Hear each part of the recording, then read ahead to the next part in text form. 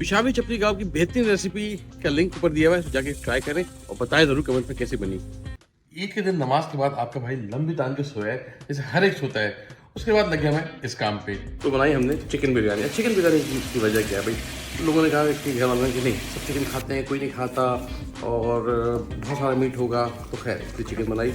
पर वही फ्राई करके आलू डाले, हरा धनिया, हरी मिर्चें, लेमू और आलू बुखारा और दही रंग डाल के जो झोल होता है।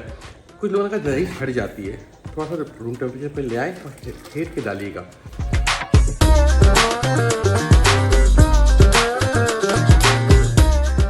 और दूसरा फिर लेके हम गए बिल्कुल ससुराल।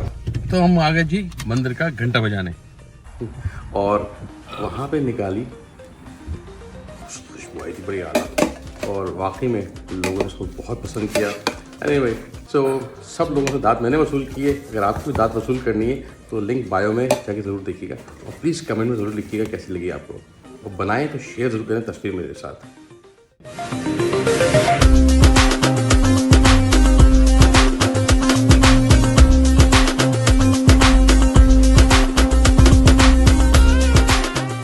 अच्छा, ये जो मीठा है ना रबड़ी खीर, ये हमारी बेगम ने बनाई थी।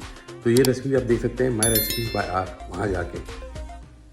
अगर आपको चंदन कबाब की रेसिपी देखनी है तो ऊपर दिए हुए लिंक को क्लिक करें।